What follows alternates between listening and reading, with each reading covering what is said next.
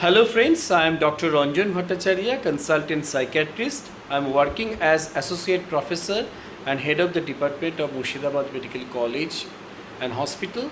I am also the honorary secretary of the IMA Berhampur branch and honorary assistant secretary of the IMA Bengal State branch.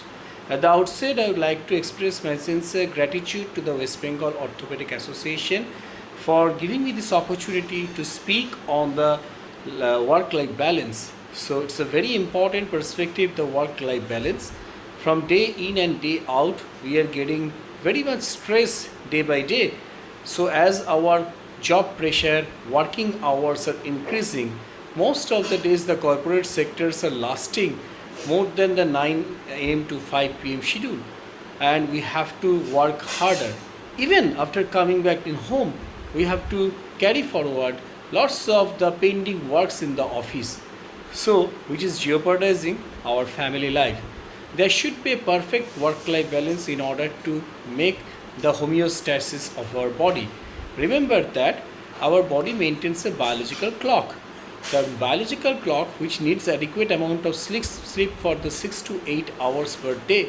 If we compromise that amount of the sleep, we are bound to suffer lots of psychological as well as the physical illnesses.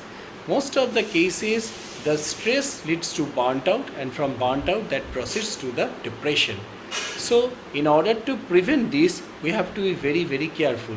Regular healthy diet, balanced diet and exercises are extremely important. The exercises generate a neurohormone which is known as endorphin, and this endorphin is known as feel good hormone. So whenever somebody is doing the exercises, the endorphin being released, and that gives a positive reward mechanism feedback. So every day the person tries to maintain that particular schedule of the exercise, and that's a really good habit. Secondly, you should be on and off during your working hours. So whenever you are working, you should be on in your work, but take a rest, take a small break every 2 to 3 hours work schedule. But when you come back, do not carry those stress and pending works in office to home. Try to engage with the family activities. Try to spend some good time with your spouse, with your kids, with your parents. That's a very good healthy habit. Secondly, if you think that you are getting stressed and you cannot manage it, it is going beyond the burnt out and ultimately leading to the depression when you are having the low mood, lack of interest in pleasurable activity, decreased sleep, decreased appetite, poor ability to think or concentrate, and very often you are having the passive or active suicidal ideation, it is a good time to consult a psychiatrist. So in your patient, most of the times it is required that at least 4 to 8 weeks of the immobilization following surgery. At times this lasts longer. So these patients are commonly vulnerable for the stress, and which can lead to the anxiety symptoms and depressive symptoms. So I would like to give this message through you to your patient that this time will definitely pass on, and during this hour it's a good habit to just go for the best favorite pastime or to recreate your favorite hobbies. For the last 18 weeks of the COVID pandemic, we all have gone through these stressful situations, and we need to cope up. There is a term called resilience. Resilience literally means the ability to bounce back. It is akin to the elasticity of the material.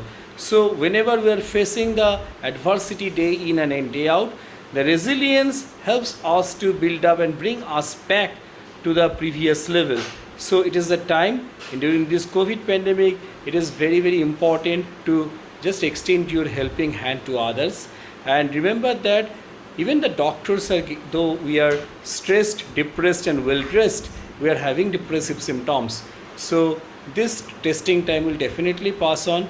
We'll see each other at the end of the pandemic, and I would like to give this message on this bone and joint week, which has been observed every year from the 4th to 10th August, that to build up our resilience and our mental power, we need to have a very important aspect to keep our mind, that is our own health.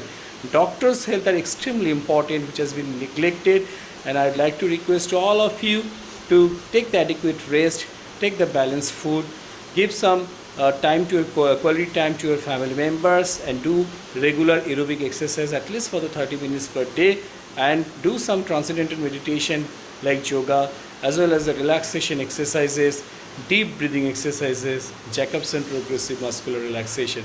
So stay safe, stay well, and happy Bone and Joint Week. My salute to all the orthopedic surgeons of West Bengal Orthopedic Association, which is a branch under the big umbrella of Indian Orthopedic Association. Thank you for listening to me. Bye bye.